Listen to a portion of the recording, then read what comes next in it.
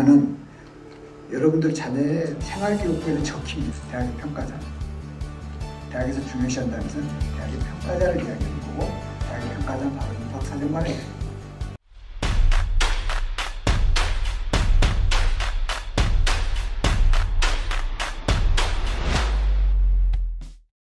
제가 지금 탐색으로 제목을 좀 수정을 했는데요. 왜 탐색으로 수정을 했냐면, 진로와 대학 입시에 무슨 전형과 관련이 있습니까? 여러분들이 오늘 입시를 전반적으로 이해를 하시게 될 겁니다. 지난 시간에는 이재하 교장 선생님이 고등학교에서 어떻게 대입을 준비하는가를 설명해 주셨다면, 이번 주는 대학의 평가자가 어떻게 학생들을 눈여겨보는가, 여기에 포커스가 맞춰져 있습니다. 그러니까 쉽게 말해서 대학은 학생들을 어떻게 뽑는가. 대학의 평가자가 누굽니까? 대학의 평가자는 입학사정관이죠. 그럼 입학사정관이 우리 자녀의 서류를 평가한다고 알고 계시지만, 입학사정관들은 사실 대학에 아무리 큰 대학도 20명은 넘지는 않습니다. 그러면 누가 우리 자녀의 서류를 평가할까요? 결국은 대학 학과의 교수들입니다. 학과의 교수들을 입학 전형 기관에 위촉을 하는 거죠. 입학사정관. 임시로 입학사정관을 하는 거죠. 임시란 건 뭡니까? 단 일주일 정도밖에 안 된다는 겁니다. 그럼 일주일 안에 평가가 다 끝나야 돼요. 전형 기간이라는 게. 그러면 그 짧은 시간 안에 어떻게 학생들을 평가하겠습니까? 여러분의 자녀의 학생부를 30분 이상 읽어달라고 사정관실에서는 이야기를 합니다. 학과 교수님들한테. 과연 30분을 읽을 수 있을까요? 산술적 계산해 보십시오. 아무리 적은 숫자를 맞는다 해도 100명입니다. 교수 1인당 100명이에요. 보통 500건을 봐야 돼요. 30분 곱하기 500을 해보십시오. 몇 시간이 필요한지. 일주일 안에 평가 가능할까요? 평가자 입장에서 보시면 우리 아이가 뭘 잘해야 되는지 이제 답이 나올 겁니다. 여기에 전략이 들어있는 겁니다. 그래서 진로 설정의 중요성을 할 때 이 진로는 무슨 전형과 관련이 있는가를 먼저 알고 계셔야 됩니다. 정시 관련이 있을까요? 일반적으로는 아니죠. 그렇지만 상황이 바뀌었습니다. 네. 그래서 오늘 진로가 중요하다는 겁니다. 네. 여기서 진로는 홀랜드 검사의 진로 적성 검사 그 이야기는 아닙니다. 여기서 말하는 진로는 대입에서의 진로입니다. 적성 검사하고는 전혀 상관이 없습니다. 그래서 대입 성공을 좌우하는 게 진로 전공 탐색이라고 제가 제목을 썼습니다. 왜 좌우를 할까요? 그걸 설명할 거예요. 그러면 이 진로 전공 탐색은 도대체 어디에 나타나는가? 여러분 자녀의 학교생활 기록부에 나타납니다. 학교생활 기록부를 보고 평가하는 게 학생부 종합전형입니다. 그런데 학생부 종합전형용 교육과정이 바로 고교학점제입니다. 요즘 고교학점제 이제 부분 도입을 했죠. 25년도부터 본격적으로 도입이 되고, 그래서 고교학점제하고도 밀접한 관련이 있습니다. 그러면 진로 방향에 따라서 이제 고교학점제는 과목을 선택해야 되는데 어떤 과목을 선택해야 되냐는 거죠. 오늘 그런 이야기를 중심으로 진행을 하도록 하겠습니다. 그래서 진로와 진학 로드맵을 오늘 생각해 보십니다. 내가 선택하겠다는 거죠. 그럼 그 선택은 무엇을 기준으로 선택을 합니까? 듣고 싶다는 게 뭐예요? 내 적성이잖아요. 결국은 성적도 중요하지만 장차 무엇이 되려고 노력했으며 고등학교 때 무슨 생활을 했는가를 알고 싶다는 거죠. 그걸 학생부를 통해서 알고 싶다는 거죠. 그러면 그게 학생부에 기록이 남아야겠죠. 네. 그 기록을 그동안에 세특이다, 행특이다 이런 거에 남겼는데 이제 그보다도 과목도 보겠다는 거죠. 그래서 이 과목을 선택한 거 보면 이 학생의 숨은 재능, 뭐 적성 이런 것보다도 진로를 어떻게 개척해 왔는지를 엿볼 수가 있다는 이야기입니다. 그런데 이 진로를 결정하지 못하다 보면 과목 선택이 어렵겠죠. 이거 해봤다, 저거 해봤다, 막 그러겠죠. 해야 할 것도 참 많지만요. 그보다는 하지 말아야 할 것이 참 많습니다. 하지 말아야 할 것이라는 정의는 뭘까요? 시험에 안 나오는 겁니다. 시험에 안 나오는 것은 공부할 필요가 없는 거 아니에요? 시험에 안 나온다는 것은 무슨 의미입니까? 대학에서 점수하지 않는다는 얘기입니다. 그런데 너무 점수하지 않는다, 다시 말해서 블라인드 처리한다 이렇게 하니까 아예 신경을 안 써버리는 게 있어요. 독서활동 같은 것도 신경 안 씁니다. 그런데 꼭 챙겨야 될 부분이 있습니다. 그 중에 하나가 진로희망 분야입니다. 진로희망 분야는 여러분들 자녀의 생활기록부에는 적힙니다. 장래희망, 변호사, 의사 다 적힙니다.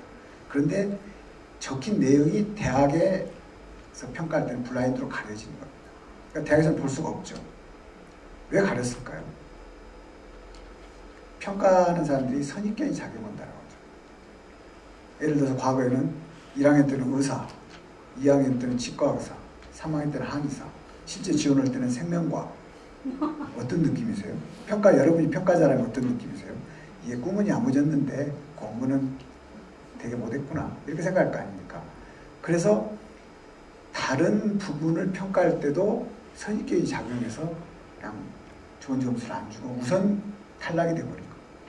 그래서 이런 선입견이 작용해서 부작용이 있다. 그래서 이제 가리게 됐단 말이에요. 가리게 되니까 시험에 안 나오는 거죠. 평가에 반영 안 하니까. 그렇지만 여기에 다른 의미가 있어요. 고등학교 1학년 입학하면 여러분 자녀 담임선생님이 희망 분야를 적어서 내라고. 근데 엄마는 야 그거 대학에서 반영 안 하는데 중요하지 않아. 아무렇게나 써서 내. 이렇게 한단 말이에요. 이게 문제입니다. 왜냐하면 이 희망 분야를 담임선생님은 보고 진로 지도를 하기 때문에 그리고 동아리를 너는 그러면 이런 동아리를 들어. 예전에는 자율동아리 같은 걸 만들어서라도 해서 점수화가 됐다면 이제는 자율동아리는 점수화가 안 돼요. 본동아리를 들어가야 됩니다. 그런데 분야가 안 맞으면 선생님이 당연히 우선권을 안 줄 수밖에 없죠. 그래서 의사라고 써놨어요. 그럼 넌 당연히 생명과학 동아리 들어가라고 선생님이 먼저 넣어주는데 경영 이렇게 써놓으면 거기 넣어줄 리가 없죠. 우선 생명과학 하는 아이들을 먼저 가라고 할 수밖에 없는 거예요. 그래서 이게 진로를 담임선생님이 이렇게 권장할 때 상당한 역할을 합니다. 그렇기 때문에 이것도 시간 그렇게 드는 거 아니잖아요. 그냥 써서 내면 되잖아요. 그 종이 몇 자 쓰는 게 얼마나 시간 걸립니까? 그런 제스처가 필요하다는 거예요. 그래서 장차 어떤 일을 하고 싶은지 그런 고민을 아이들이 선생님께 전달해야 돼요. 그러면 선생님이 너 독서는 이거 해봐. 진로 활동 이거 해봐. 세분의 특기사항 이런 걸 써줄게. 이런 게 있는 거죠. 그래서 진로 희망 분야가 블라인드 처리됐다 해서 무시할 건 아닙니다. 왜냐하면 그건 블라인드 처리가 되지만 그 밑에 진로 활동은 내용이 그대로 나옵니다. 그러니까 그걸 굳이 보지 않아도 대학의 평가자는 이 학생이 자신의 진로에 맞춰서 어떻게 활동해 왔는지를 짐작할 수가 있는 거죠. 그게 바로 진로 역량입니다. 대학에서는 진로 역량 굉장히 중요시합니다. 대학의 평가자는. 대학에서 중요시한다는 것은 대학의 평가자를 이야기하는 거고 대학의 평가자는 바로 입학사정관이에요. 그래서 현행 대학 입시에서는 학생의 조기 진로 결정이 굉장히 중요해요. 내가 얼마나 빨리 내 진로를 결정했냐에 따라서 과목을 선택할 수, 과목 선택은 1학년 때부터 시작합니다. 2학년 때 배울 것을. 그래서 진로가 결정이 안 되면 생명과학을 들어야 돼, 인문지리를 들어야 돼. 이렇게 헷갈릴 수밖에 없어요.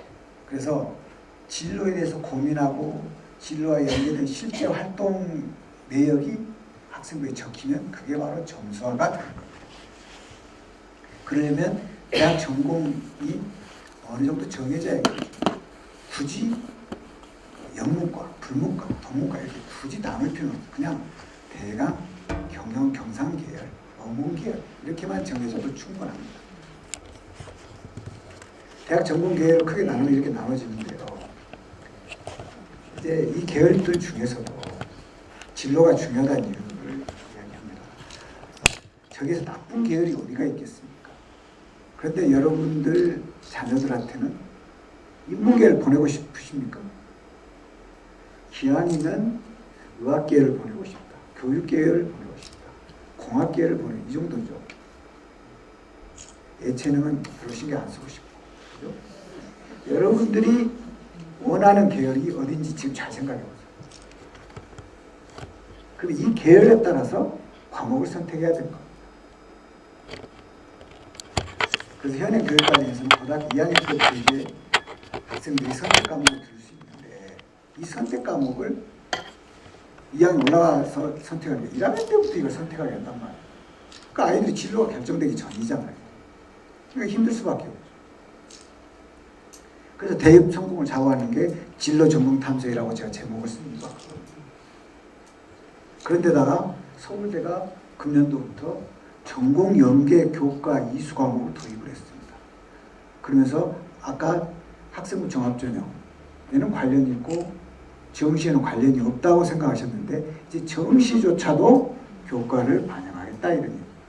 그러니까 서울대를 보내고 싶으신 분들은 이거 신경 써야 됩니다. 정시에도 반영하니까요. 그러면 왜 저는 서울대하고는 상관이 없는데요. 앞으로 S대라고 하겠습니다. 너무 서울대라고 스트레스 받으니까. S대의 경우 왜 제가 저 강조할까요? 서울대 가면 나머지 대학들은 어떻습니까? 해마다 점차적으로 따라서 한다는 거죠. 이제. 그게 문제예요. 좋은 건 다 따라서 해요. 그래서 1학년 때부터 적극적으로 내 흥미와 관심을 찾아내서 활동을 해야 돼요. 그리고 그 활동이 학생부에 담겨야 된다는 거예요. 그게 대학 갈 때 정서가 된다는 겁니다. 그럼 여러분들은 뭘 생각하셔야겠어요? 공부를 열심히 하는 것은 내 자녀가 할 몫입니다. 부모는 뭘 해야 됩니까? 너 그 활동 관련된 거 이런 거 해. 학교에서 그 프로그램 보고 너 이거 해. 이거 해. 그리고 이걸 어떻게 정리해놔. 이게 필요한 거죠. 그게 세특의 기록이 돼야 되니까. 그러면 시험 문제에서 1점 올리기 너무 힘들어요. 그런데 이런 문자로 된 것에서는 점수가 껑충껑충 뜁니다. 배점이 크다는 얘기예요. 우리 서술형 문제 하나 틀리면 얼마나 아깝습니까? 그런데 이건 그런 문제보다 훨씬 배점이 크다는 얘기예요. 좌우합니다. 대입 성패를 좌우해요. 뽑는다 안 뽑는다. 우선 탈락이다 우선 합격이다를 결정하는 게 이 문자로 조합된 학생부입니다. 그걸 아셔야 돼요. 그래서 2학년 때는 이제 관심 분야가 정해졌으면 활동을 열심히 집중해야 되는 거죠. 3학년 때는 이제 여러 가지 자료를 보면서 대입 전략을 세워야죠. 그동안에 알아뒀던 상식을 가지고. 고등학생한테 가장 어떻게 보면 중요한 선택 중에 하나 전공입니다. 어린 나이 10대 말에 무슨 과를 갈까를 결정을 해야 됩니다. 그게 사실 10대 선택한 전공이 나중에 본인이 평생 직업으로 연결되기 때문에 그렇습니다. 어떤 사람으로 성장할지 아주 중요한 거죠. 그런데 아직 1학년들한테는 전공 선택이 너무 어렵게 느껴진다는 것이 문제입니다. 근데 이걸 쉽게 선택한 아이들은 벌써 점수를 따고 가는 겁니다. 남들이 어려울 때. 그래서 대학 전공 앞으로 선택할 때 대학의 평가자는 전공 적합성이라는 걸 따집니다. 이 전공 적합성이 뭡니까? 얼마나 준비해 왔는지를 보는 겁니다. 그 준비해 왔는지를 말로 보는 게 아니라 과목 이수를 보고 하는 겁니다. 무슨 과목을 들었는지 그리고 관련된 활동을 했는지 그게 창취활동 아니겠어요? 창작자활동. 그래서 우리는 어떤 선택을 하든지 간에 이제 우리 아이가 어떻게 대학을 갈까를 부모님들은 상상하실 겁니다. 그래서 그런 상상하면서 뭔가 불안하기도 하고 궁금하기도 하고 그럴 겁니다. 그걸 하나씩 지금 풀어나가도록 하겠습니다. 지금 여러분 아이의 1학년 아이의 얼굴입니다. 제가 이렇게 그려놨습니다. 눈이 동그래져가지고요. 불안하기 짝이죠. 본인 나름대로 열심히 인터넷 검색을 하면서 찾습니다. 지금. 여러분들 1학년 아이들 지금 그러고 있어요. 아이들 열심히 찾는데 엄마한테 물어봐도 쉽게 답이 나오죠. 아빠한테 물어보면 선생님도 특별히 뭐가 없고 굉장히 불안해요. 그래서 제가 만화로 이렇게 표현해봤어요. 교실의 모습입니다. 친구 보고 조심 물어보고 너 진로 결정했어? 옆에 친구도 아니야. 나 아직. 사실 내가 뭘 좋아하고 뭘 잘하는지도 모르겠어. 앞으로 내가 어떤 직업을 가져야 될지도 모르겠다는 겁니다. 옆에 친구도 마찬가지예요. 도무지 몰라요. 여학생이 대답합니다. 나도 너랑 같은 상황이야. 서로 몰라요. 그런데 어디서 주워 들은 이야기가 있습니다. 진로와 대학 전공 선택이 일찍 할수록 좋다더라. 그것까지는 들었어요. 어디서 들었습니다. 그런데 그게 선택 과목에 따라서 대입 성패가 갈린다더라. 그래서 선택 과목과 대학 입시 두 카드를 들고 있는 거예요. 좋아. 그럼 내 진로와 희망 전공에 대해서 앞으로 같이 고민해보자. 둘이 손바닥을 맞추죠. 결국은 나의 꿈은 무슨 계열인지를 알아야 됩니다. 우리 자녀의 꿈이. 그렇게 해야지 학생부에 뭘 담을 건지를 고민할 거 아닙니까? 우선 1학년이 아니고 2학년 3학년이 됐다면 무슨 활동을 했는지, 탐구 활동 뭐 했는지, 후속 활동은 뭐가 있는지 알아둘 필요가 있습니다. 그리고 앞으로는 학생부에 뭘 담아야 될지. 지금 3학년 학부형들은요, 마지막 찬스입니다. 1학기. 3학년 8월이 되기 전에 지원학과가 결정될 텐데 그 지원학과에 맞춰서 학생부를 어떻게든지 방향을 맞춰놔야 됩니다. 그래야지 학생부 종합전형 갈 때 이겨집니다. 명심하시기 바랍니다. 대강 여기 여러분들 사진 하나 찍어 놓으시면 좋습니다. 우리 아이가 이런 특성이 있다면 이런 쪽을 가면 되겠구나. 이렇게 생각하시면 됩니다. 이게 중요한데 대학 갈 때는 뭘로 대학을 갑니까? 이 기준으로 갑니까? 부모님들은 그렇게 가셨습니까? 그게 문제라는 겁니다. 오늘 이야기 중에 핵심 그거. 진로 결정에 영향을 주는 게 이겁니다. 아이가 열심히 찾아보고 인터넷 검색도 하고 책도 찾아보고 하는데 공대를 가면 무슨 기사 자격증을 따야 된다, 영어 성적이 어찌해야 된다, 인턴을 해야 된다. 대외 활동이 너무 창치 활동을 많이 해요. 고등학교 때. 근데 의대는 가서 공부만 하고 있으면 졸업장이 나오더라는 거예요. 그리고 취업이 돼요.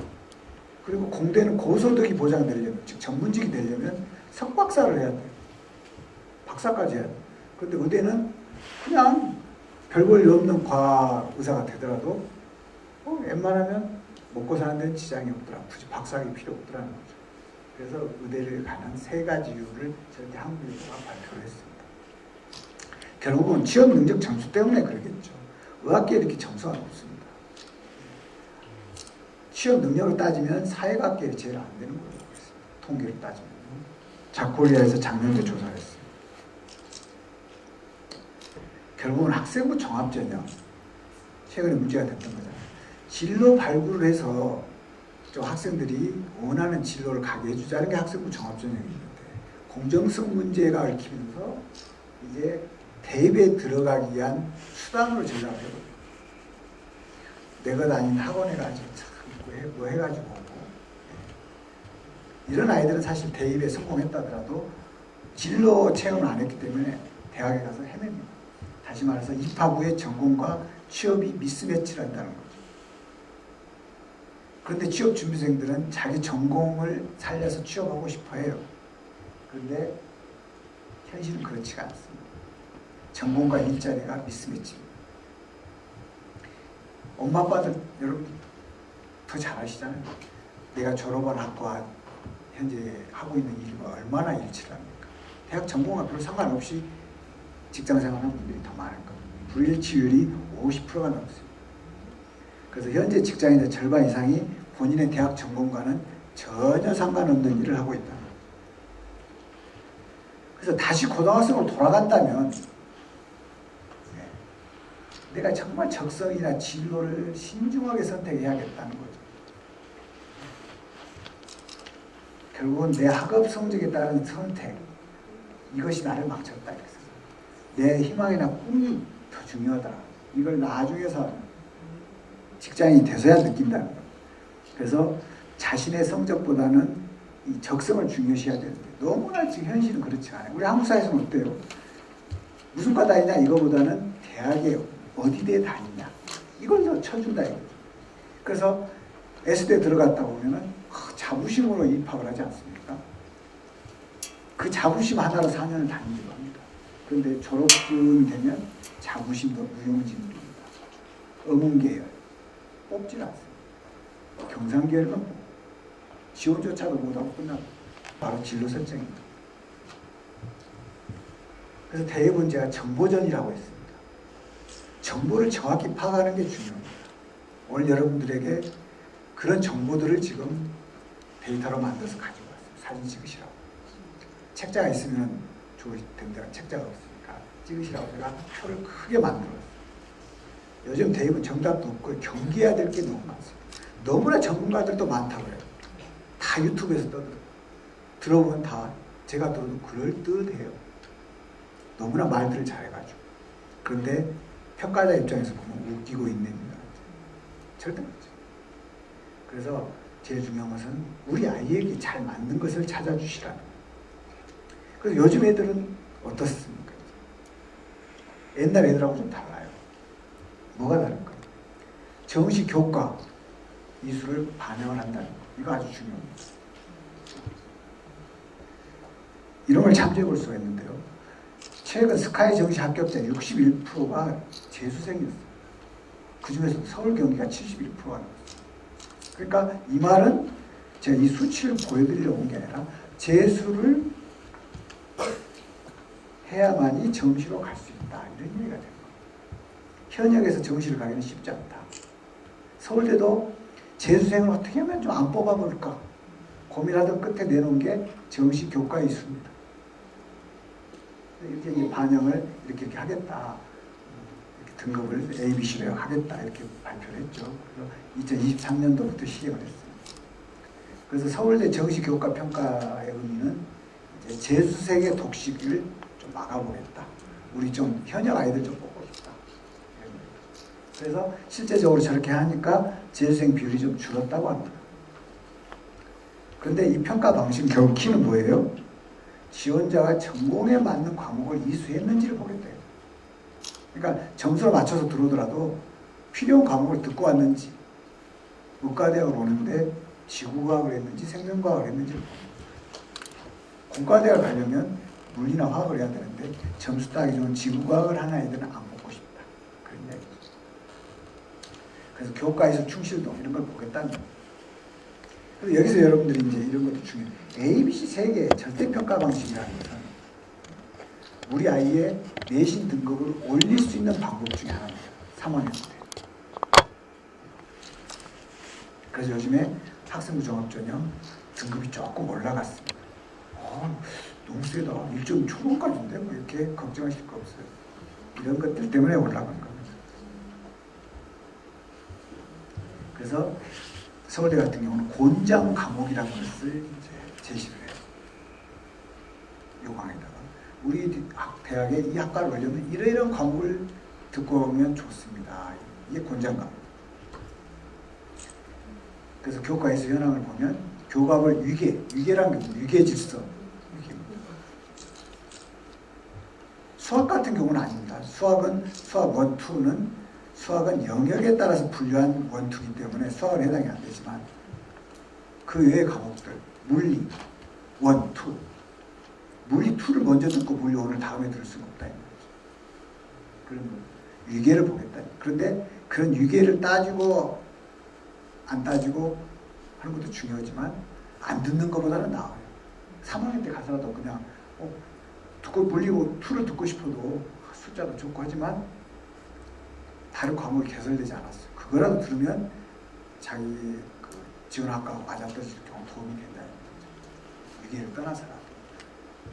그래서 그런 것도 한번 생각해 보시라는 거예요. 서울대 그랬더니 또 2024년도 고려대가 따라서 했어요. 그 다음에 이제 어디가 따라서 합니까? 더 이상 볼 필요도 없죠. 앞으로 다 따라서 할 테니까요. 흐름이 그렇다는 거예요. 그런데도 이렇게 수능 80%하고 교과는 20% 했습니다. 근데 이 정시 교과는 3학년 2학기까지 들어갑니다. 그러니까 정시를 염두에 두면 2학기 때도 시험을 잘 봐야 된다는 얘기예요. 고대가 그렇게 했죠. 그러니까 연세대가 또 따라서 했죠.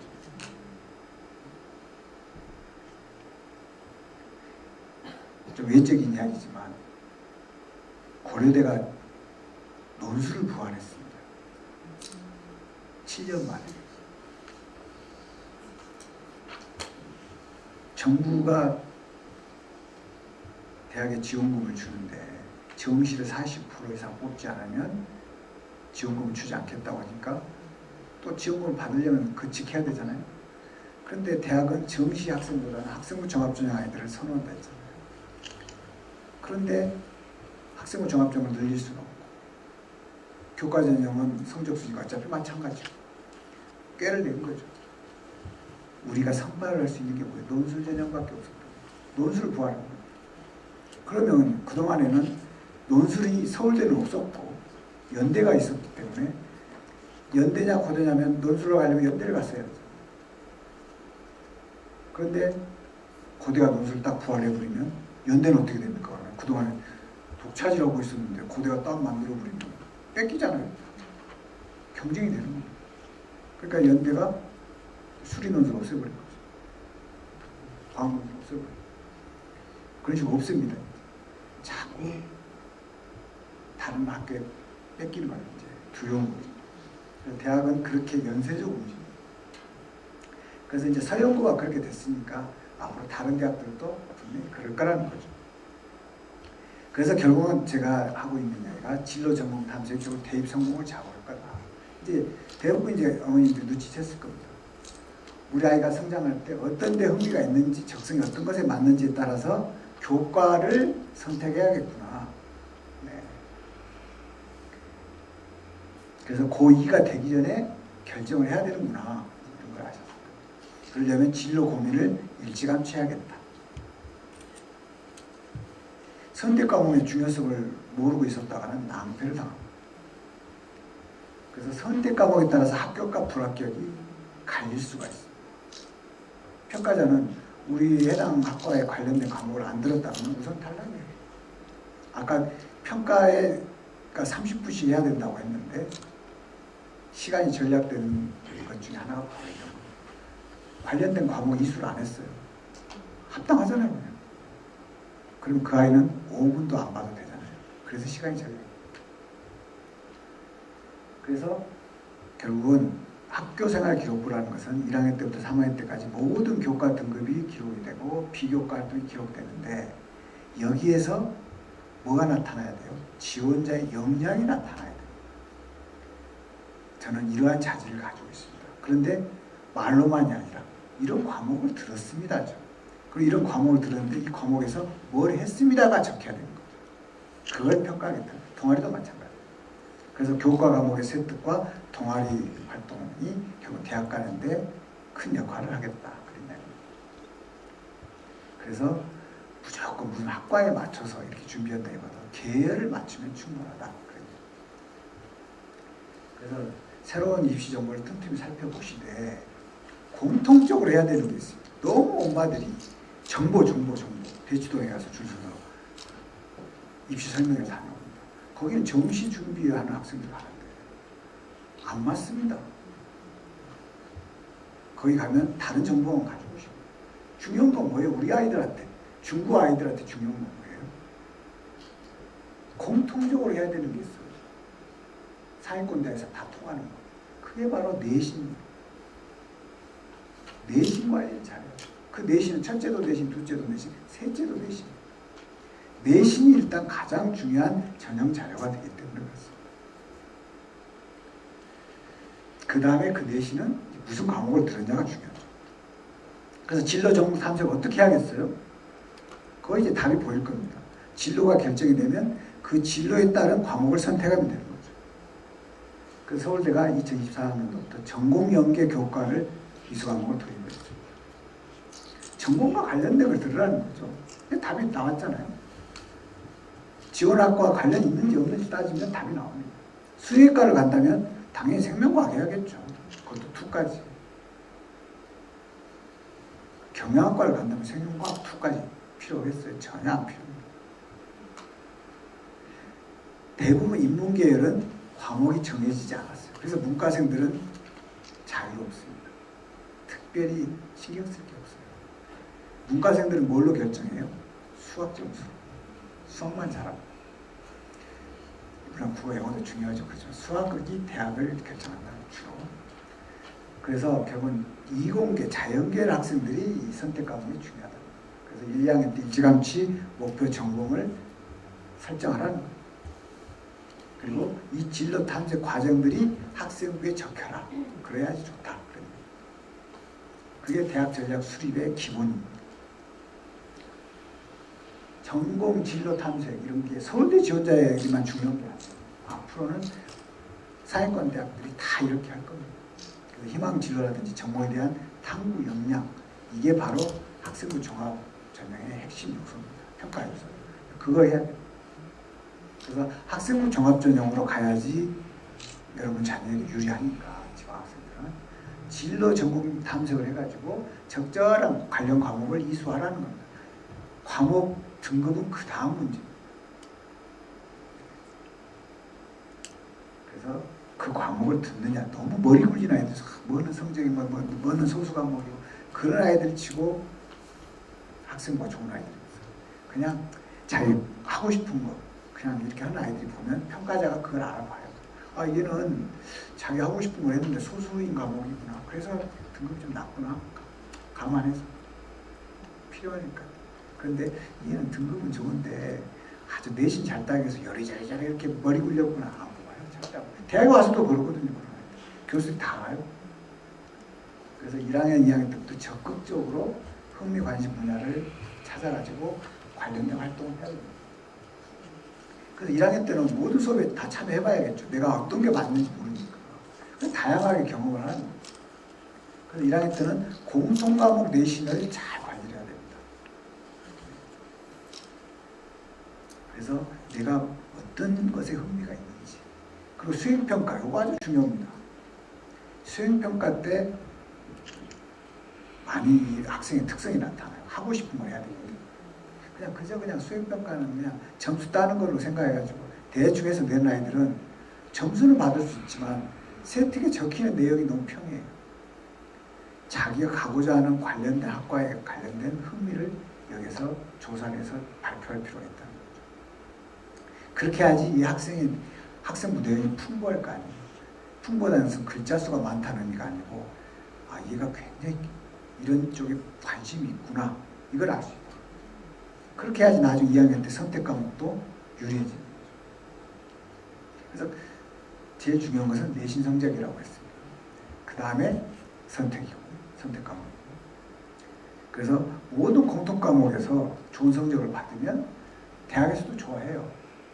특정 과목을 잘 못하고 보면 의심을 하거든요. 그래서 학교에서 실시하는 진로 탐색 프로그램도 좀 참여해보고 2학년 되면 분야나 전공에 대한 교내 활동에 집중하고 집중하라는 얘기는 학생부에 적히도록 하라는 얘기입니다. 무조건 활동도 없이 가서 선생님 좀 학생부 좀 잘 좀 써주세요. 이게 아니고 활동이 먼저 있어야 된다는 거죠. 이런 경우 부모님들의 마음일 것 같아서 제가 이렇게 썼습니다. 아, 1학년 때 이거 하고 싶었는데요. 3학년 오니까 분야가 달라졌어요. 희망 분야가. 어떻게 해요? 진로가 바뀌었는데. 불리하지도 않아요. 학교생활기록부를 순간에 전환할 수 있는 방법도 있습니다. 진로가 바뀌면. 대신 성적은 좋았어야죠. 성적은 좋았는데 분야가 1학년 때 이랬는데 2, 3학년 갑자기 이렇게 바뀌었구나. 그런데 바뀌었는데 얘가 그럴만하다.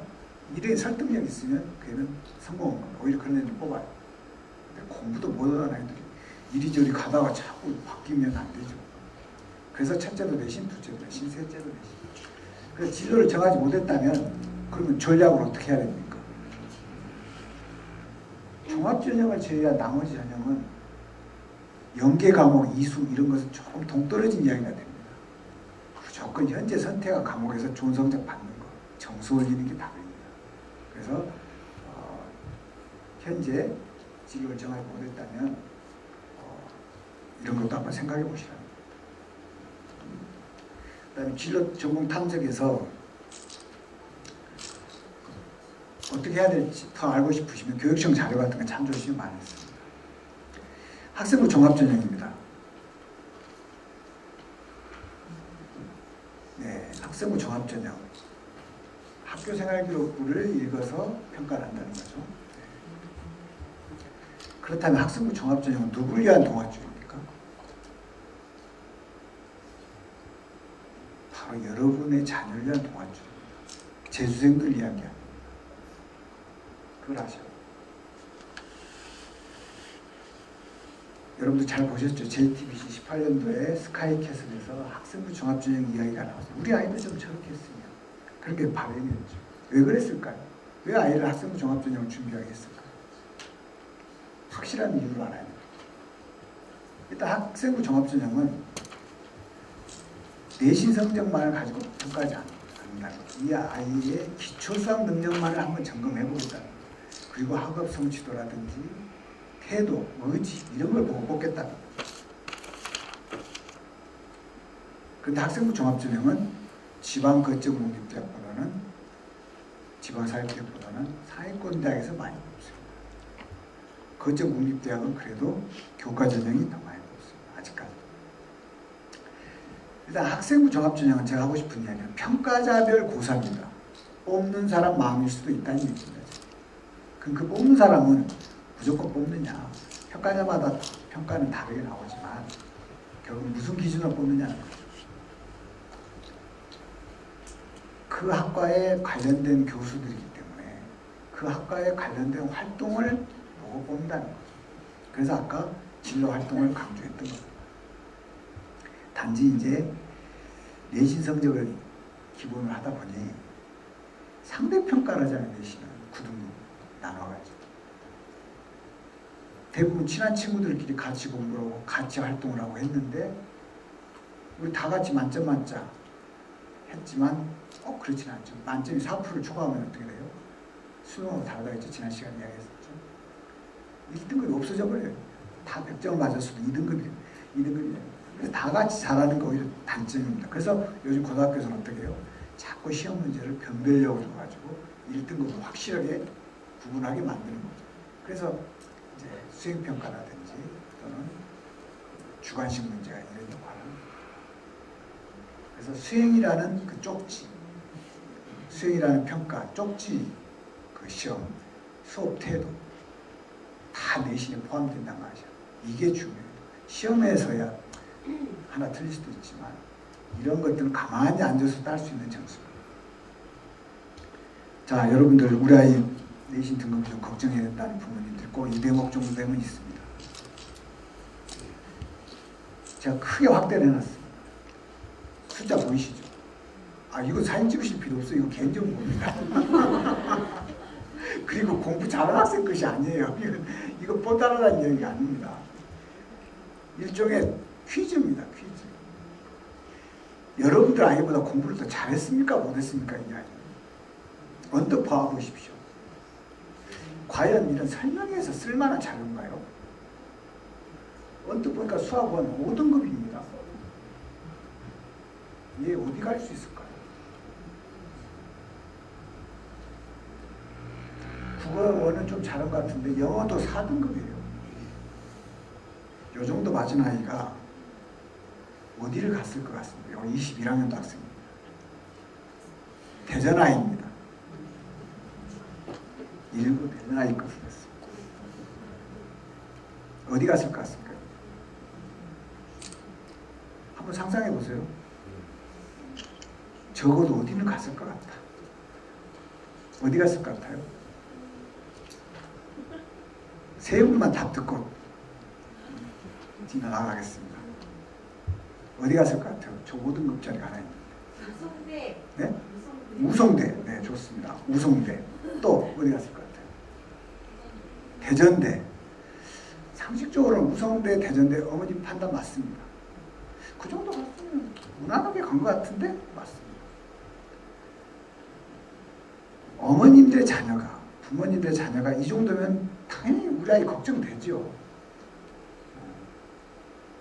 근데 이 아이가 학생부 종합전형을 준비를 했어요. 열심히 했습니다. 어디를 갔을까요? 충남대. 좀 많이 쓰세요, 좀. 어디요? 또? 네? 성균관. 아, 조금 더 쓰세요. 네. 서울 고려대학에 그것도 경제학과에 붙었어요. 싫어합니다. 학생부 종합전형 평가 요소를 그래서 이해를 하는 겁니다. 전략을 짜라는 겁니다. 이걸 따기 위해서 스카이캐슬이 나온 거 아니에요. 이런 거 알고 싶어요. 여러분들도 할 수 있어요.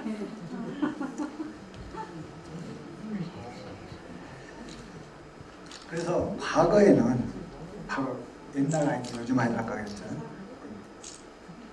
요렇게 교과 성적, 교과 활동 비교 요거만 했어요. 학생부 종합. 근데 이제 교과 선택이 들어왔다. 근데 이 교과 선택은 내 노력에 의해서 선택하는 건 아니다. 그냥 내가 선택하면 되는 거야. 조금 뭘 알아가지고. 이게 필요하다. 이게 전략이 될 수 있어요. 그게 2015 개정교육과정의 학생부 종합전. 이건 뭐 이제 상식적인 이야기니까 빨리 지나갈게요. 학생부 종합전형은 1단계, 2단계 단계별 선발하는데 2단계가 면접이다. 근데 면접이 보통 30~40% 된다. 그런 이야기. 면접을 두려워하지 말라는 이야기를 하고 싶어서 이런 겁니다. 우리 아이는 말 주변이 없어서요. 말 주변이 없어요. 면접까지만 가면 웬만하면 다 합격해요. 최초 합격이 어려울 뿐이지 추가 합격이면 다 됩니다. 서류평가를 통과하기가 어려운 거지. 왜 그러겠어요? 아까 그런 이야기 했었잖아요. 서울대를 낸 아이가 연대 고대를 또 낼 거 아니에요. 보험을 들 거 아니에요. 그럼 서울대 합격하고 연고대 버려버리겠죠. 또 연고대 아이들은 또 어때요? 밑에 아이들이 또 올라오겠죠. 그러다 보면 한 5차 추억까지 가다 보면 웬만하면 돼요. 단지 너무 배짱 지원하면 안 되겠죠. 학생부 종합전형 같은 경우는 커트라인이라기보다는 레인지가 있습니다. 구간. 우리 대학은 이 정도에서 이 정도 등급이면 무난하겠다. 그 등급에는 만족을 시켜줘야죠. 좀 부족한 건 괜찮다는 얘기예요. 그 부족한 것을 전략을 세워서 보충하시라는 얘기예요. 그래서 학생부 종합전형은 교과목 성취 수준도 중요하지만 세특 내용도 굉장히 중요하다. 학생 중심의 활동이 평가에 반영이 된다. 그 평가 항목은 이런 겁니다. 학업 역량, 진로 역량, 공동체. 학업 역량 내신입니다. 진로 역량, 아까 굉장히 강조했었죠. 공동체 역량, 이거 우리 아이는 요것만 자신 있다고 하는 거예요. 공동체. 공동체 역량도 중요해요. 이게 부족하면 결격 사유가 됩니다. 그런데 공동체 역량은 변별력이 없어. 다 거기서 거기에요. 그렇기 때문에 신경 쓸 필요는 없다. 준비를 할 필요는 없다. 시험에 그렇게 중요하지 않다. 그럼 중요한 건 뭐겠어요? 내신과 진로 역량인데 내신이 한번 높을수록 좋겠지만 안 되면 어떡해요? 그럼 전략이 필요해요. 진로 역량이 필요한 겁니다. 그러면 이제 금년부터 바뀐 건데요. 학업 역량을 이렇게 대학에서 내신을 배웁니다. 공동체 역량은 변별력이 별로 없어요. 진로 역량이 중요해졌다. 그 진로 역량은 구체적으로 보면 교과 이수 노력이더라. 무슨 과목을 선택해서 이수를 했느냐. 그런데 진로 선택 과목은 더군다나 상대평가 아니라 절대평가고 성취도 평가더라. 그 A 다 맞죠, 엄마. 그리고 내 내신 등급을 좀 올릴 수가 있더라. 그리고 진로 탐색 활동과 경험도 그냥 거저 얻는 거잖아요. 활동하면 되는 거니까. 그래서 대학은 뭘 눈여겨보냐, 대학의 평가잖아. 결국 학생 뽑을 때 교과 세부 능력 및 특기사항, 즉 세특을 보더라. 그 다음 세특은 학업 역량과 진로 역량에 있어서 주요한 평가 대상이더라. 그래서 공동체 역량도 물론 중요하지만 역량 차이가 학생들의 차이가 없더라. 그러니까 결국 저 두 가지로 결정이 되더라. 이 진로 역량을 강조했어요. 그래서 결국은 학생 참여형 수업입니다. 2015 개념교과는. 그래서 결국은 세특의 질을 좌우하는 것은 수행평가. 이 수행평가 열심히 해야겠다.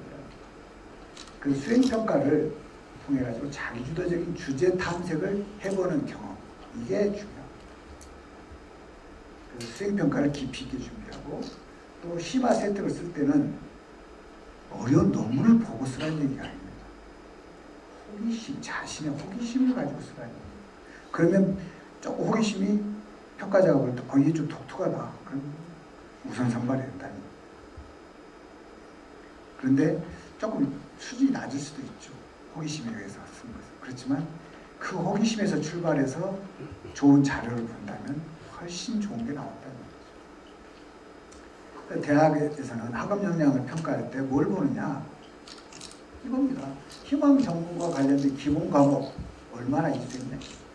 그러니까 과목 선택해야죠. 그 다음에 희망 전공과 관련해서 도전적인 과제나 과목을 이수하기 위해서 어떤 노력을 했는가? 이 희망 전공이 중요한 겁니다. 아무거나 다 잘하는 게 중요한 게 아니에요. 관련된 희망에 의해서 희망은 관련 전공을 이야기합니다. 그래서 지원 계열과 관련된 과목을 어느 정도 이수했는가? 그게 중요한 겁니다. 그리고 이 과목을 학교에서 선택해 스스로가 선택했는가? 그래서 소수인 과목이라 해서 기피했는지 이런 걸 사정관들이 보는 거예요.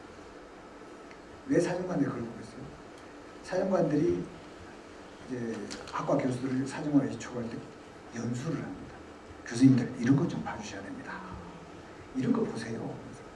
그런 거는 조금도 듣고 아, 소수인 과목 듣는 아이들한테 관련된 과목 점수 주라고 그런 거 눈에 쏙 들어오고 그래서 이게 우선 합격이 돼요.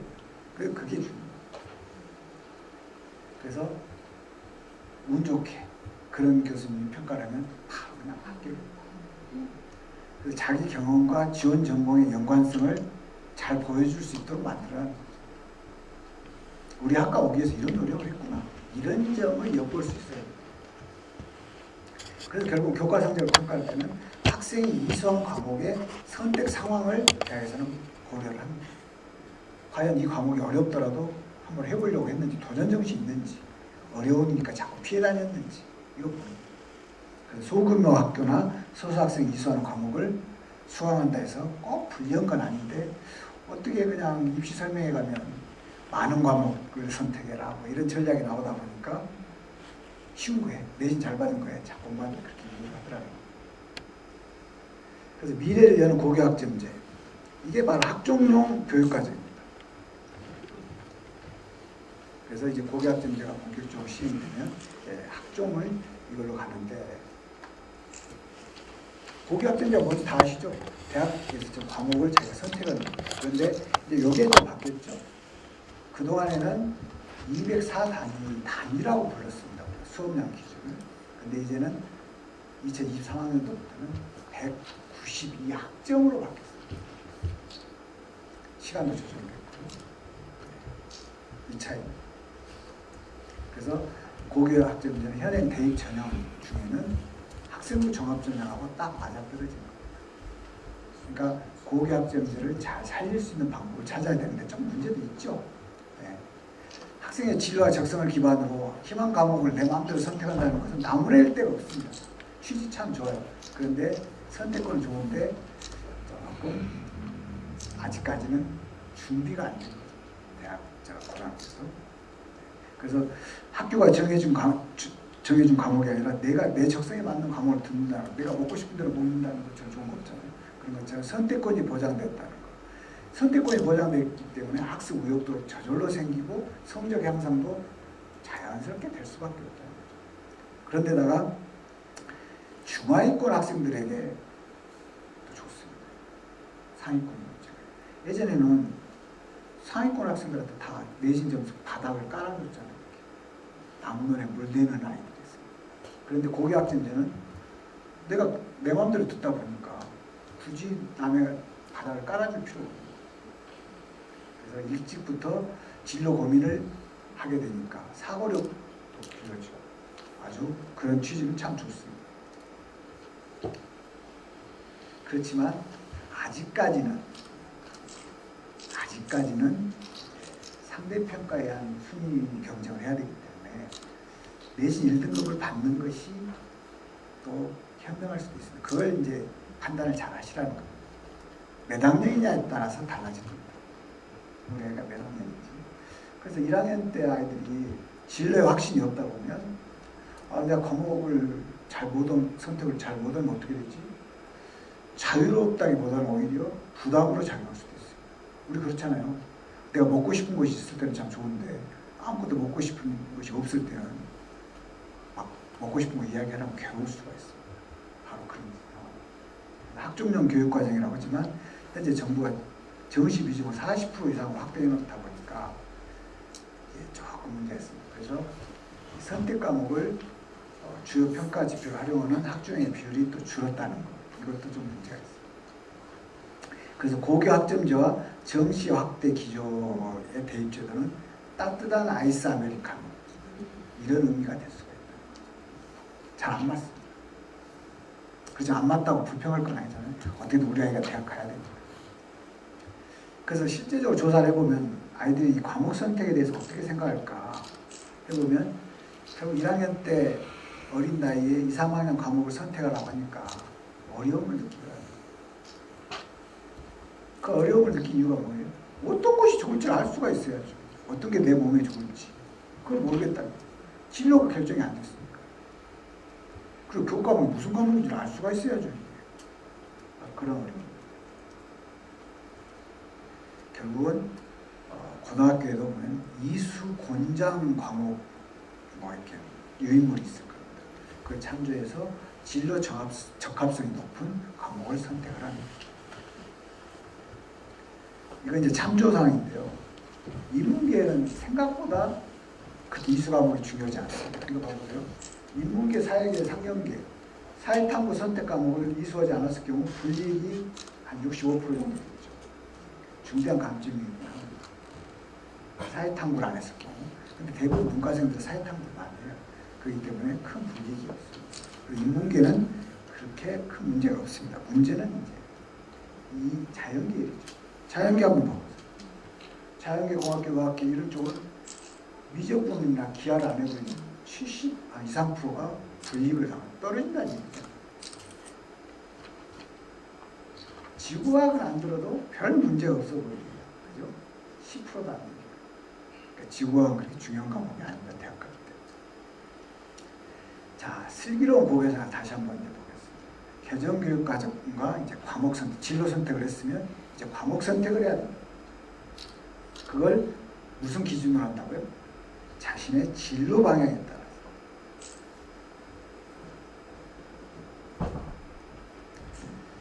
자, 여기서부터 이제 조금 자세히 살펴보겠습니다. 개정교육 과정의 특징은 사실 핵심은 그렇습니다. 인문사회 과학기술 다 막론하고 기초 소양을 균형 있게 하장해라.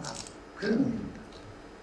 그러면서 적성과 진로에 따른 선택 과목을 고르도록 해라. 그런데 2015 개정교육과정에서는 문이과 구분이 없습니다. 고등학교에서 문이과 구분이 없고 문이과가 통폐합이 됐어요. 그런데 문제는 뭡니까?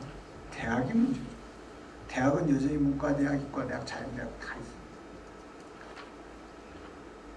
어디에 기준을 맞춰야지 현명한 걸까요? 어렵게 생각하실 필요 없습니다.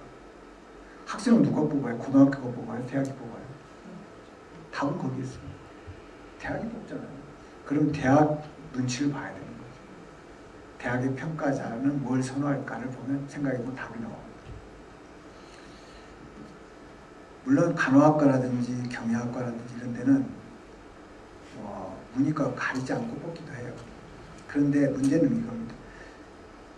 경영학과 같은 데를 문과생이면 가장 가고 싶어 하는데 수학을 잘해요. 수학을 못하면 또 어렵습니다.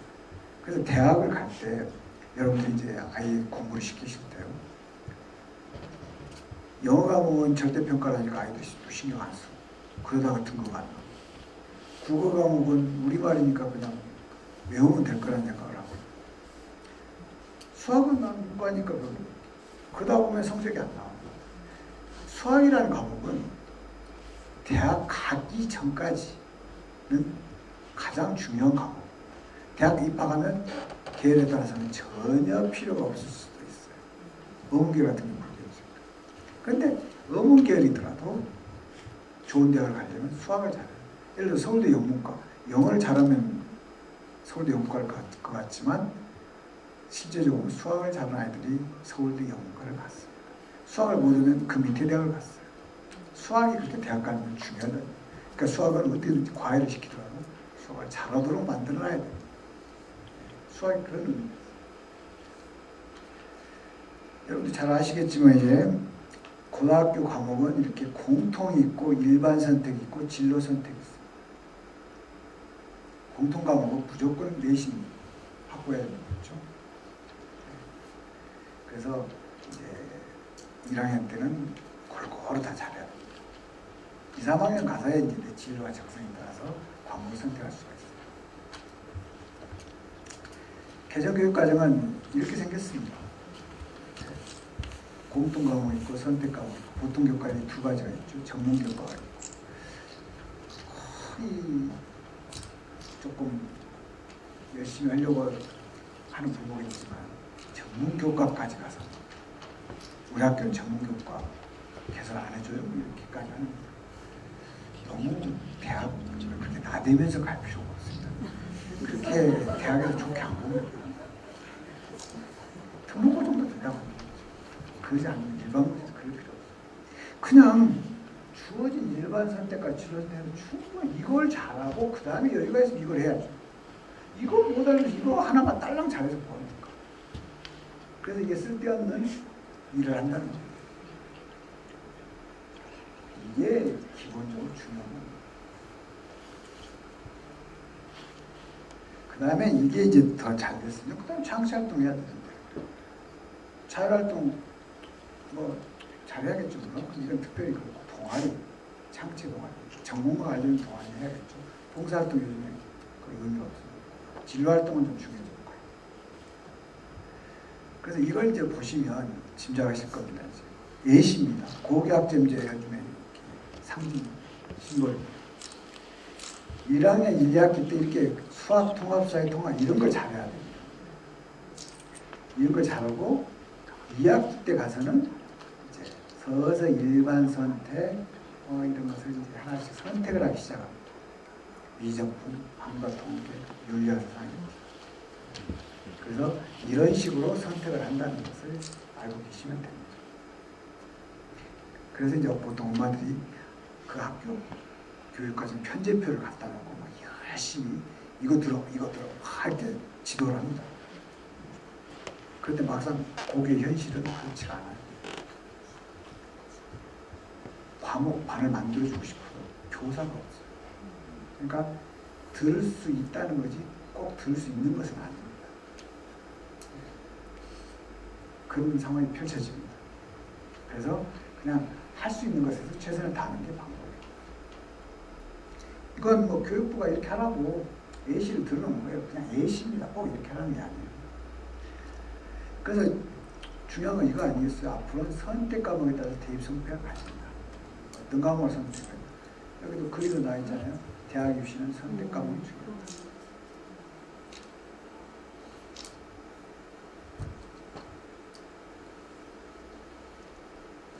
그러면 이제 중요해졌으니까 전략을 짜야 될 거예요. 이 전략이 중요한 거예요. 중요하다더라 카더라 통신이죠. 어떻게 선택하느냐, 초이스 이게 중요해요. 제가 그림을 그냥 초이스가 중요하다는 거예요. 근데 그러니까 어렵지 않아요. 이거 사진 찍어 놓으십시오. 제가 이 표를 여러분들 사진 찍으실 것 같아서 선명하게 만들었습니다. 일단 상식적으로 보면 일반 선택은 우리와 물화생지 원이구나, 진로 선택은 물화생지 투구나, 거기에 과학사, 생활과학, 음악과가 있구나 이렇게 하시면 이게 인공계에서는 중요하더라. 그래서 자연계를 갈 때 이게 필요하고 이걸 염두에 두시라는 거예요. 그리고 이제 탐구 같은 경우는 진로 선택, 사회문제 탐구 같은 거 해주면 본인의 개성을 드러낼 수 있는 그런 과목이에요. 이게 절대평가입니다. 그러니까 이런 것은 꼭 듣는 게 좋죠. 그래서 들어야 할 과목과 그냥 안 들어도 될 과목 쉽게 구분됩니다. 그래서 한문 같은 경우도 그랬어요. 한의과에 관심 있다면 들어야겠죠. 이런 거 보면 면접 때 학생은 어떤 과목을 잘했어요? 한의과 같은 생명과학 한문을 잘했으면 정답 말하면 한의과 대비해서 그러니까 아니에요. 인체 생명에 관련된 과목을 볼 거고 한문도 좀 우리 쓰는데 한문도 좀 잘할까? 그랬는데 저는 영어와 수학을 중심으로 열심히 했습니다. 그러면 벌써 아니죠 벌써. 눈치 없는 겁니다. 그래서 진로 선택을 보면 결국은 사실이잖아요. 애들이 순진해서 그래요. 영어 수학을 중심으로 아이들이 해서 성적 올렸잖아요. 거기까지 왔고. 그렇기 때문에 무슨 과목을 가장 열심히 했어요? 물어보면 그렇게 대답할 수밖에 없어요. 그런데 아이들이 이제 거기서 하나를 더 알아야 될 것은 면접 팁입니다. 면접관은 자기가 듣고 싶은 이야기를 기대를 하는 거예요. 근데 아이는 그거보다는 자기가 하고 싶은 이야기를 해요. 그러니까 너무 솔직하게 대답하는 거예요. 학교 다닐 때 가장 열심히 했던 과목이 뭐예요? 그러면 너무나 솔직하게 이야기하는 거예요. 점수 잘 맞았던 거. 근데 그 점수 잘 맞았던 게 전공과 맞아떨어지면 얼마나 좋겠어요. 근데 전혀 맞지 않는 경우가 있죠. 저는 제2의 국어를 잘했습니다. 그러면 한일과 같은 경우는 제2의 국어 뭐 했어요? 그럼 중국어 했다면 도움이 되는데 독일어 했는데요. 그래서 아니다. 그게 우선 탈락이에요. 그래서 진로 선택 이게 중요하다는 거예요. 다 눈치채셨죠? 사회문제 탐구가 있다. 그래서 서울소재대학에 보내고 싶다 하실 경우 진로 선택 과목이 아주 중요하고 이게 내신 등급 향상에 큰 도움이 되더라.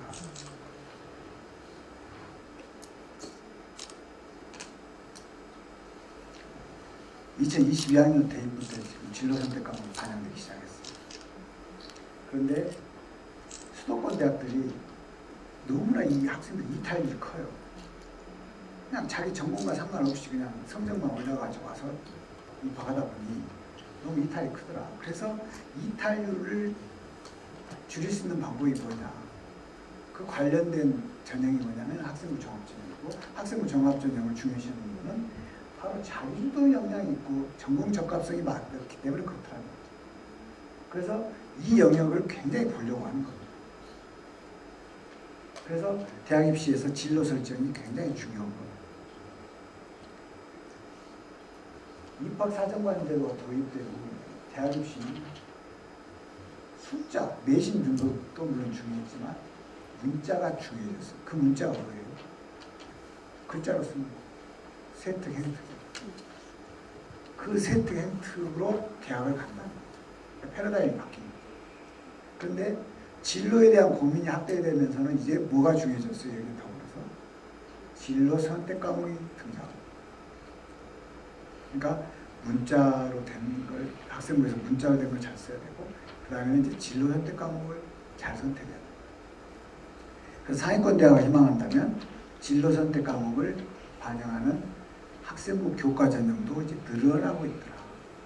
교과 전형이라는 거죠. 그러니까 결국은 이 전형, 저 전형 다 정시, 수시 다 이제 정성평가를 하겠다. 근데 그 정성평가가 물론 세특 이것도 있지만 진로 선택 과목 이수 여부예요. 그러니까 시간이 안 걸리죠. 이수했는지 안 했는지만 보면 답이 나오고 금방 끝나요. 그걸 이수한 다음에 세특은 어떤가를 보고 또 이것도 이수도 안 했어요. 세특 읽어볼 필요가 없는 거죠. 그래서 과목 선택이 왜 중요한가? 대학의 평가자는 우리 대학에 우리 과에 와가지고 잘 적응하려면 무슨 과목을 잘해야 되는데 이것입니다. 결국은 기초 과목을 잘했는지 이걸 보는 겁니다. 그걸 다른 말로 표현하면 전공에 대한 흥미와 관심이 있구나. 그래서 이러면 기초 소양을 좀 쌓았구나. 이렇게 판단합니다. 그래서 교과목 이수도 중요하고 그 다음에 과목 수준. 그래서 2까지 하는 거. 그리고 이수 과목의 경향. 경향이라는 게 뭐예요? 관련된 것인지 아닌지 모르겠다는 거예요. 그 다음에 다양한 교과 교육 경험이 있는지, 자꾸 내신 위주로 자꾸 따려고 이렇게 했는지 그걸 보는 거예요. 그래서 앞으로는 이걸 제가 키웠었습니다. 잘 고른 선택 과목이 결국 전공 적합성을 업시킨다. 아, 우리는 전공 적합성이 좋으니까 뽑아. 이렇게 된다. 그래서 이 그림처럼 이렇게 전공 적합성이 좋은 아이를 뽑을 수밖에 없는 거예요. 그래서 과목 선택이 중요한 이유가 2번째 이유인데, 교과 전형이나 사실 정시 모집의 수능 위주는 진로를 고려한 과목 선택하고는 다소 거리가 있습니다. 그러니까 정시로 가려면 이거 필요 없단 말이니까 말이에요. 그러니까 신경 안 쓰고 정시 열심히 준비하죠. 근데 문제는 어디서 발생합니까? 얘들이 대학에 입시에는 성공했는데 대학에 가서 딱 보니까 관련된 과목 안 들은 거예요. 그럼 어떻게 돼요? 따라가지 못하는 거예요. 그래가지고 결국은 자신의 학업 역량을 좀 키우고 대학에 가서도 계속 키워야 되는데 기초가 안 돼요. 그러니까 이제 자퇴한단 말이에요. 엄마 나는 적성이 안 맞는 것 같으면서 자꾸 다른 데 간다. 이런 걸 보면 이제 확실하게 아시죠. 여러분 아이들의 학교생활 기록 내시는 공통 과목과 일반 선택 과목은 9등급제입니다. 석차입니다. 이건 다 아시죠? 근데 진로 선택 과목은 공통 과목이나 일반 선택과 달리 등급 산출이 없습니다. 하지 않아요. A, B, C입니다. 그럼 이 A는 80점 이상만 되는 거예요. 웬만하면 그 분야에 조금 노력하면 다 80점 맞아요. 놀지 않는 한. 대학 가겠다고 나 상위권 대학 좀 가고 싶습니다 하면서 노력했다면 당연히 A 맞습니다. 여기서 B 맞는다는 게 오히려 어렵습니다. 그래서 석차 등급은 이렇게 공통과 일반은 1등급 이렇게 나오지만 진로 선택은 이렇게 나오면 30% 이상이 A예요. 그러니까 고려대가 B를 맞으면 어떻게 평가하겠다 했어요. B는 벌써 아닌 거죠. 그러면 이제 선택 과목 정말 우리 뷔페 가서 음식 고르듯이 골라야 돼요. 먹어봤어야지 고르지. 뭐가 맛있는지. 그래 골라야 됩니다. 음식이 놓여있지 않고 교과서가 놓여있고 이게 문제죠. 그래서 땀 뻘뻘 흘리고 있잖아요. 그래서 이렇게 선택 과목이 자유로운 것은 맞는데 그림처럼 이걸 선택하기가 어렵다. 근데 오늘 이제 부모님들은 확실히 아셨을 거예요. 전공과 관련된 과목을 선택해야 된다. 근데 아직 머릿속에는 안 들어오죠. 대강은 어떻게인지 알겠는데 표로 딱 정리해줬으면 좋겠죠. 표를 준비해놨습니다. 그래서 진로 방향에 따른 과목 선택을 어떻게 하냐. 이건 예시입니다. 학교에 따라서는 이 과목이 개설이 안 될 수도 있어요. 근데 기왕이면 이렇게 하면 좋겠다는 거예요. 그래서 진로 희망 계획별 진로 선택 과목 이수가 왜 필요한지 확실하게 이해를 하셔야 됩니다. 사실 일반 선택과 진로 선택은 이제 적정 과목 수는 비슷해요. 뭘 더 듣고 그런 건 없어요. 숫자는 비슷해요. 근데 이제 계열에 따라서 전공 적합성이 다릅니다. 그래서 이렇게 생각하시면 돼요. 일반 선택 과목은 인문사회 계열은 자연공학과보다 국어를 한 과목 정도 더 듣는 거. 네, 이 정도면 충분하다. 자연공학 계열은 인문사회보다 수학을 하나 더 듣는 거. 영어는 계열에 따른 차이가 없습니다. 영어는 무조건 잘해요. 그 다음에 사회교과는 인문사회계열이 인문사회계열이 그 다음에 과학교과는 자연공학계열이 2-3 과목 정도 더 이수할 필요가 있다. 그러니까 결국은 2-3 과목 정도밖에 안 돼요. 그렇게 많은 숫자가 아니에요. 그럼 2-3개 고르는데 뭐가 얼마나 어렵습니까? 금방 학교 편집표 갔다 오면요. 금방 딱 나오고. 그 다음에 진로 선택 과목은 국어교과는 인문사회계열이 아무래도 하나 더 들어야겠죠. 수학교과는 자연공학계열이 인문계열을 더 들어야 돼요. 그건 상식 아니에요. 근데 영어교과는 계열에 따른 구분이 없다. 무조건 잘해야 된다. 그게 중요해요. 그리고 사회교과는 인문사회계열이 한두 과목 정도 더 듣더라. 과학교과는 또 자연과학, 유학계열이 한두 과목 더 듣고 그 정도 한두 과목 또는 두세 과목 더 듣는다. 그래서 학교 편집표를 보고 두세 개 안에서 고르면 충분합니다. 체육과 예술교과 같은 경우는 일반 선택, 진로 선택 모두 두세 과목 정도 이수하면 충분합니다. 그래서 결국은 2025 개정교육과정은 진로에 맞는 과목을 선택하도록 권장하고 있습니다. 진로가 중요한 거예요. 그 진로라는 다른 게 아니라 지원학과와 계열에 관련된 이해도가 있어야 되고 지원학과 관련된 과목의 성취도가 기하기는 좋아야 된다.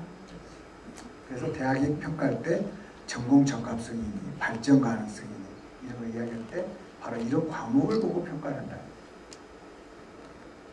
그래서 너무 무슨 과 관련한데 무슨 과목 들어야 되고 이런 것보다는 계열에 맞춰서 들으면 충분하다.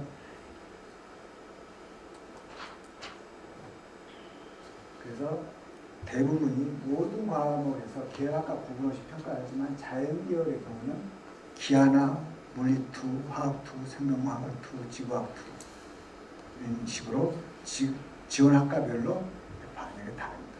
그래서 지구학은 뭐 지구환경학과라든지 뭐 이런 데를 가지 않는 우선순위에서 좀 밀립니다. 결국은 물리나 화학, 생명과학 셋 중입니다. 두 개 정도는 해야 됩니다. 그래서 결국은 스펙, 사실 스펙이란 말은 영어인 것 같지만 스페시피케이션이라는 영어에서 왔지만 영어에는 스펙이란 말이 없어요. 우리가 한국어에서 쓰는 말입니다. 그렇지만 이보다 더 좋은 단어가 없을 것 같긴 한데 스펙이 중요한 게 아니라 스펙이 딸린다고 자꾸 이야기하는데 스펙이 중요한 게 아니라 스토리를 대학에서는 보려고 한다. 이 아이가 어떤 과정을 3년 동안 겪어왔는지 그 스토리를 보려고 하는 거예요. 그래서 학생부를 보면 이 아이가 어떤 아이구나가 싹 그림이 그려져요. 그게 필요해요. 특성이 나타나야 된다. 아, 얘는 어떤 과목을 잘했고 뭐에 대해서 흥미가 있구나. 그러면 과목 새 선생님이 얘는 어떤 특성이 있다고 써주시기만 하면 그게 보증수표입니다. 이 아이는 이런 분야의 특성이 있습니다. 그러면 1학년 때 한번 써주고 2학년 때 한번 써주고 3학년 때 이렇게 과목별로. 그러면 이 아이는 학생부 정업중에서 굉장히 유리해요. 근데 선생님들 간에 엇박자를 내는 경우 어떤 아이는 어떤 선생님은 분석력이 뛰어나다고 썼는데 분석은 얘는 좀 그렇게 능력을 보이지 않나? 창의적인 능력이 있다고 쓴다는 거예요. 뭔가 안 맞게 쓰는 수는 거죠. 그럼 그 아이는 참 운이 없는 거죠. 그래서 그렇지 않고 그런 것들이 일치되게만 잘 써왔다면 이 아이는 굉장히 학생부 정업중에서 유리합니다. 그래서 명확한 목표가 설정이 되고 그 목표 설정에 따라서 스토리를 만들어가라는 거죠. 그게 중요해요. 학생부에도 스토리가 필요해요. 스카이캐슬에서 만들려고 했던 게 바로 이 스토리입니다. 그 아이의 스토리를 만들려고 했던 여러분도 만들 수 있어요. 그래서 과목 선택은 어떻게 할까?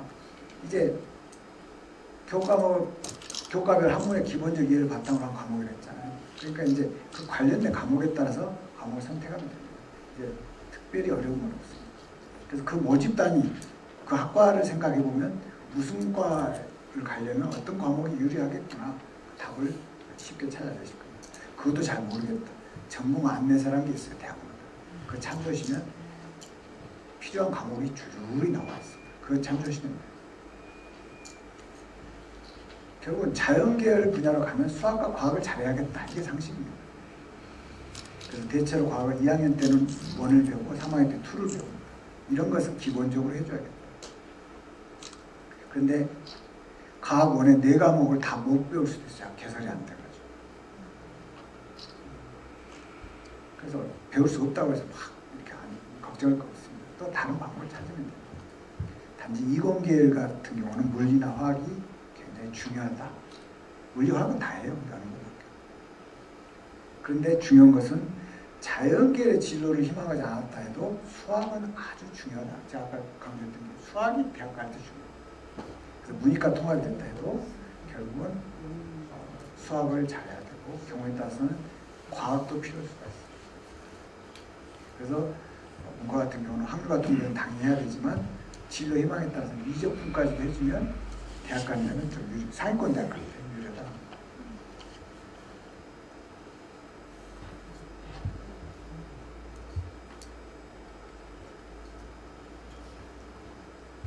고정이 나오는 이거 안 넘어가요. 중요한 표가 있는데 안 넘어가요. 야, 안 보여주고 싶은 거. 중요한 자료가 아니야.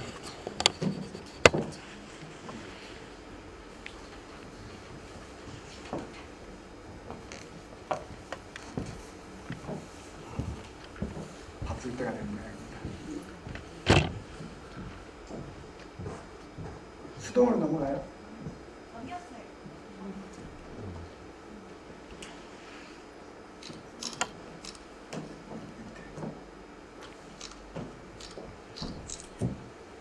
됐습니다. 점점 중요해진 것이 나오고 있는데 딱 거기서 브레이크를. 자, 탐구 과목 선택이 중요해졌다고 했는데 어떤 탐구 과목을 선택할지 모르겠습니다. 자신이 좋아하는 거나 잘할 수 있는 과목 선택하면 다릅니다. 스트레스를 덜 받으니까. 그리고 자신이 잘하다 보니까 다른 과목을 공부할 시간도 확보가 됩니다. 응시 인원이 많았던 과목을 보라는 것은 일반적으로 많이 하는 이야기예요. 왜냐하면 응시 인원이 많아야 상위 등급을 받을 수 있는 숫자가 됩니다. 학교에서 수업이 이루어지는 과목을 선택을 하는 이게 중요합니다. 제가 하고 싶은 데 학교에 개설도 안 되는데 자꾸 학교 선생님 찾아가지고 이거 개설 안 해주세요. 학부모 운영위원회 같은 거 이거 뭐 해야 된다. 해야 된다. 학교 선생님 얼마나 스트레스 받겠어요. 교장선생님. 선생님이 없는데 가르쳐주는. 그래서 학교에서 개설된 것 중에 하나는 그래도 충분합니다. 그 다음에 대학에서 이러이러한 과목을 들으면 좋습니다 하고 지정한 과목들이 있어요. 그걸 들으면 그 대학 갈 때 유리합니다. 그 다음에 지망학과와 연관 있는 과목들이 있어요.